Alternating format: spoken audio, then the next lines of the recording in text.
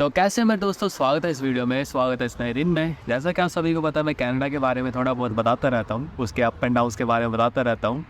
तो वैसे कनाडा की तरफ से अपडेट्स तो हैं, पर उससे पहले भाई तुम मेरी वीडियो क्यों नहीं देख रहे? मेरे को पता है तुम अपडेट्स वगैरह की वीडियो देखते हो, पर वो एक जगह बैठ के या फिर थोड़ा बहुत फिर के मैं पढ़ाता रहता हूँ। पर जो एक्चुअल में ब्रिटिश कोलंबिया की वीडियो बनाता हूँ मैं, बीचेस की हो गई, नेचर की हो गई, वो भी देख लिया करो यार। अभी मैंने बनाई थी बीचेस की वीडियो, वो भी देखो यार जाके। बीच बहुत ज़्यादा अच्छे लगते हैं शाम में। तो स्टार्ट करते हैं आज की वीडियो। वैसे अपडेट्स के बारे में बताए तो 2 अपडेट्स हैं। अपडेट्स तो है वैसे, एक तो स्टडी वीज़ा के ऊपर है, एक वर्क परमिट के ऊपर है, जो जिसे LMI भी बोलते हैं। और LMI तो बहुत ज़्यादा फेमस है यहाँ पे कनाडा में। बहुत सारे बंदे आते हैं यहाँ पे स्टडी वीज़ा पे, फिर उसको LMI में कन्वर्ट करवा लेते हैं और LMI से वर्क परमिट मिल जाता है उनको। तो सबसे पहले बात करें तो भाई स्टडी वीज़ा की। स्टडी वीज़ा में कुछ मेजर चेंजेस आने वाले हैं 2025 में। अभी पॉलिसी तैयार हो रही है, वो जो ब्रिटिश कोलंबिया में अभी मैं जहाँ रह रहा हूँ वहाँ पे पॉलिसी तैयार होगी और फिर 2025 में उसको अप्रूवल मिलेगा, फिर वो लागू होगी। जो यहाँ के ब्रिटिश कोलंबिया सरकार है वो कह रही है कि तुम्हें सिर्फ 30% स्टूडेंट्स को ही रिक्रूट करना पड़ेगा अपने कॉलेज में, कोई भी पब्लिक कॉलेज हो। यहाँ पे बहुत सारे पब्लिक कॉलेज हैं, उनको सीधा सीधा कह रहे हैं कि तुम्हें सिर्फ 30% स्टूडेंट्स को रिक्रूट करना पड़ेगा डिफरेंट कंट्री से, चाहे वो कोई भी कंट्री हो, इंडिया, ब्राज़ील, पाकिस्तान, नेपाल, बांग्लादेश, चाहे वो कोई भी XYZ कंट्री हो, उसमें से सिर्फ आपको 30% स्टूडेंट्स को रिक्रूट करना होगा। तो ब्रिटिश कोलंबिया की सरकार कह रही है कि हमें 83,000 स्टूडेंट्स की एप्लीकेशन मिली है पूरे all over British Columbia province में। जो पब्लिक कॉलेज में पढ़ रहे हैं बच्चे, 83,000 बच्चों की एप्लीकेशन मिली है। So because of mass immigration of students, उन्होंने फ़ैसला लिया है कि वो स्टूडेंट्स के नंबर्स को अब कम करने वाले हैं आने वाले समय में। वो घट के अब 30% हो जाएगा। मे बी 2025 में ये पॉलिसी आ जाएगी। तो दूसरी अपडेट ये है स्टडी परमिट के बारे में, यानी फ़ीस के बारे में है। तो यहाँ के ब्रिटिश कोलंबिया की सरकार ने सीधा सीधा कहा है पब्लिक कॉलेज या यूनिवर्सिटी वालों को कि आपको स्टूडेंट्स के साथ ट्रांसपेरेंट होना पड़ेगा। उनको पूरे कोर्स की फ़ीस बतानी पड़ेगी, GIC बतानी पड़ेगी, ओवरऑल जो खर्चा आने वाला है उस स्टूडेंट का यहाँ पे ब्रिटिश कोलंबिया में आने के बाद वो बताना पड़ेगा, ताकि वो अपने स्टडी के बारे में, अपनी GIC, अपना पैसा, अपना खर्चा कहाँ लगा रहा है उसके बारे में प्रिपरेशन कर सके।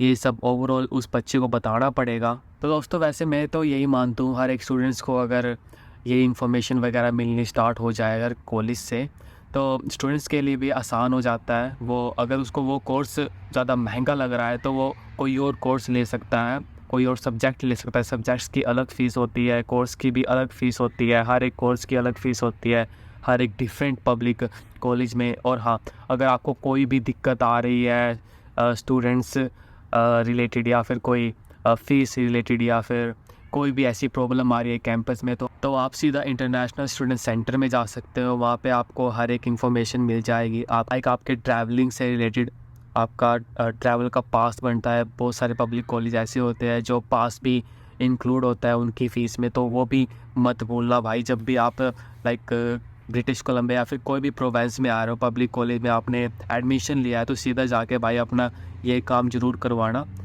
इंटरनेशनल स्टूडेंट सेंटर में जाओ और अपना पास देखो कि आपके फ़ीस में इंक्लूड है कि नहीं।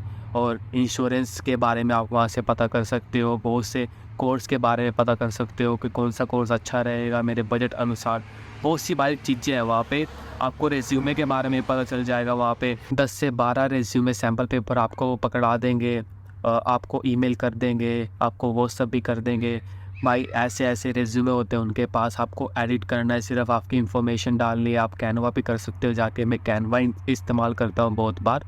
वो बहुत सी चीज़ें आप वहाँ से पता कर सकते हो। आपके कॉलेज से रिलेटेड हो गया, आपके स्टूडेंट से रिलेटेड हो गया, कुछ भी हो गया, फ़ीस से रिलेटेड हो गया, तो आप इंटरनेशनल स्टूडेंट सेंटर में जाके आप पता कर सकते हो। ये हर एक कैंपस में होता है, सिर्फ आपको पूछना होता है कि ये कहाँ मिलेगा। मोस्ट ऑफ द टाइम ये international student centre front desk पे ही मिल जाता है कई बार, और नहीं मिलता तो भाई ढूंढना तो पड़ता ही है ऑब्वियसली। हमारे वाले कॉलेज में तो फ्रंट डेस्क पे ही है।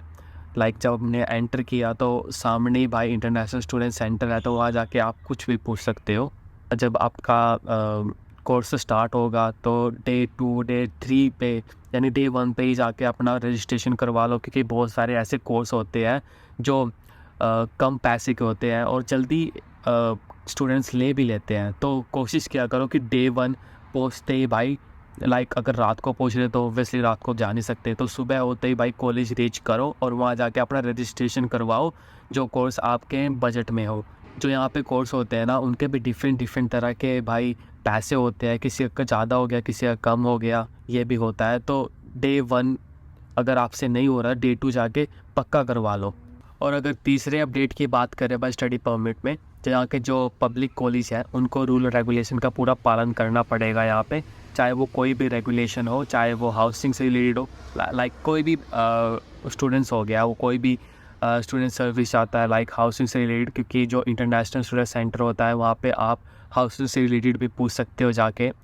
ये भी बहुत ज़्यादा इंपॉर्टेंट होता है भाई, अगर आपको रिज्यूमे में दिक्कत हो रही है, रिज्यूमे के बारे में भी पूछ सकते हो जाके।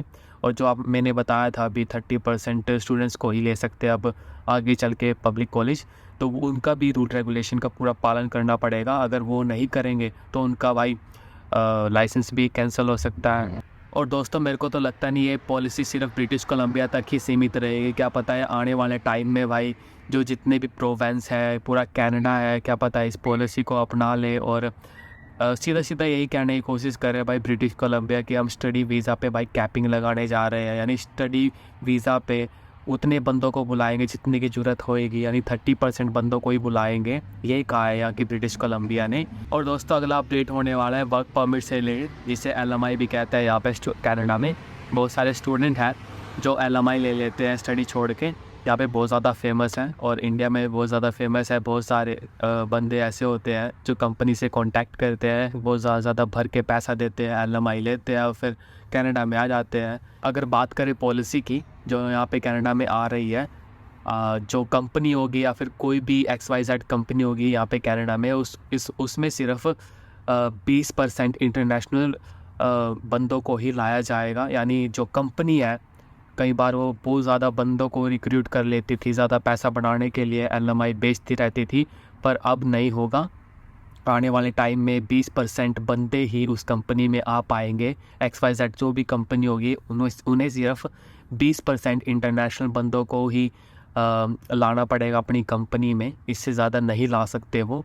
अगर आने वाले टाइम में अगर वो कंपनियां नहीं मानेगी कि वो 20% से ऊपर इंटरनेशनल बंदों को ला रही है LMI दे के, तो मे बी उनका लाइसेंस भी कैंसिल हो सकता है। और LMI की फ़ीस भी बहुत ज़्यादा हो गई है, क्योंकि जब से पहले LMI की फ़ीस देते थे, डॉक्यूमेंट प्रोवाइड करवाते थे, तो बंदा आ जाता था यहाँ पे, इंटरनेशनल बंदा कोई भी काम करने के लिए आ जाता था। कोई भी 20% ऊपर से ही बंदे बहुत ज़्यादा बुला लिया करते थे कंपनी वाले, क्योंकि उनको पैसा चाहिए तो LMI बेचते रहते थे और बंदों को रिक्रूट करते रहते थे।